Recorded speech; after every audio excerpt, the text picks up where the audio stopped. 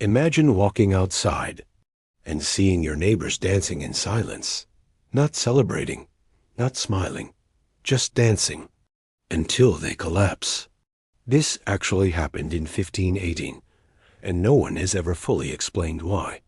It began in Strasbourg, a city then part of the Holy Roman Empire, during a sweltering July summer. Historical records, meticulously kept by the city council, physicians, and religious leaders, describe a woman known only as Frau Trophea. One day, she stepped out of her home and into the cobblestone street. Without music, without a partner, without any apparent reason, she started to dance. Her movements were not joyful. They were frantic, convulsive, and utterly relentless. She didn't stop for nearly a week. Day bled into night, and night into day, as she continued her silent, desperate jig. Her family pleaded with her, but she seemed trapped in a trance, her body a prisoner to an invisible rhythm. The sun beat down, her feet blistered and bled, but still she danced on, alone in the center of a bewildered city. Within days, the solitary spectacle became a public crisis. First, a few neighbors joined her, their bodies beginning to twitch and gyrate in the same uncontrolled manner. Soon, dozens were swept up in the phenomenon. By the end of the week, the number of dancers had swelled to over 30. Within a month, the streets of Strasbourg were filled with the moving bodies of 400 people. Witnesses from the era reported harrowing scenes of people screaming in pain, their faces contorted in agony.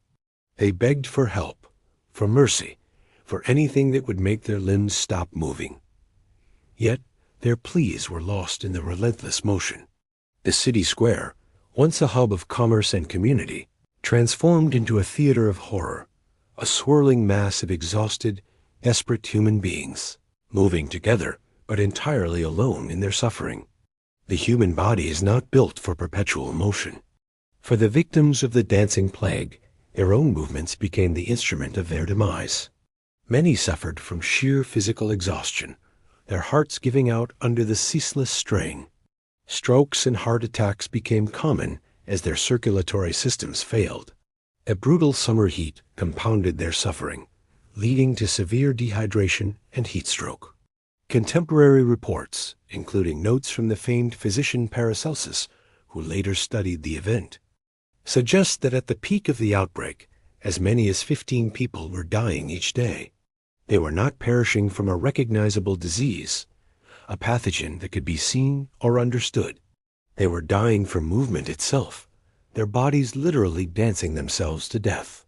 The city's morgues began to fill with those who had simply collapsed, their energy finally and fatally depleted.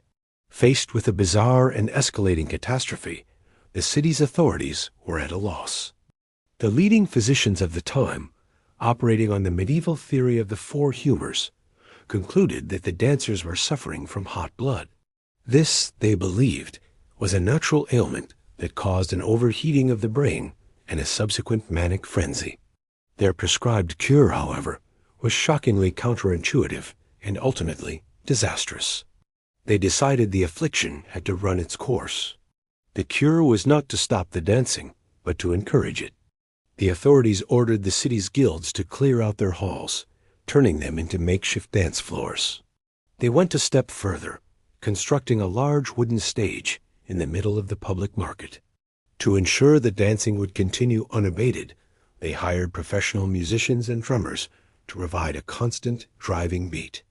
They believed that by letting the victims dance it out, they would expel the fever from their systems. The result was a grotesque carnival of death. The continuous music only spurred the dancers on, pushing their already exhausted bodies past the point of no return.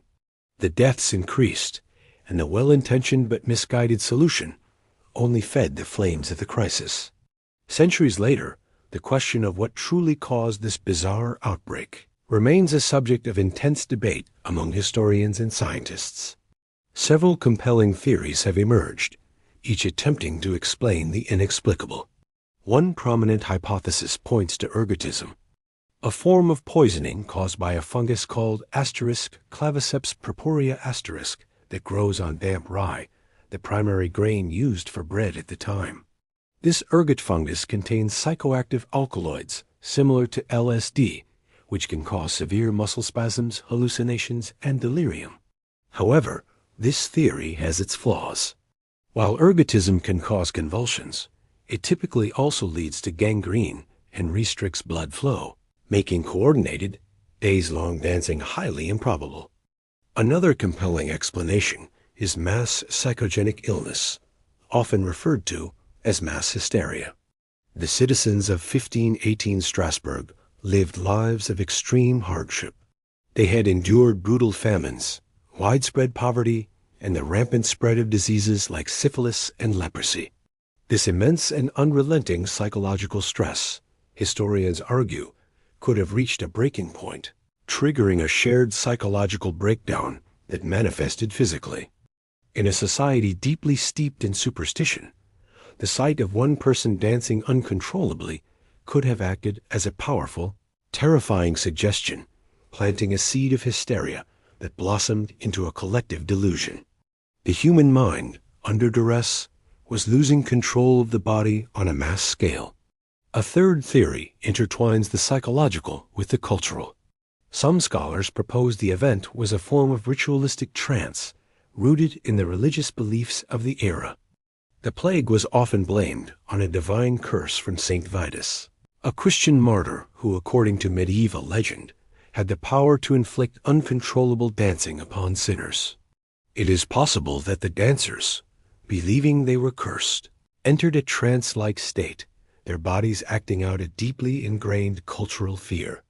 This would have been a desperate, albeit subconscious, plea for divine intervention, a physical manifestation of spiritual terror. The dancing was not a disease, but a dark and desperate prayer.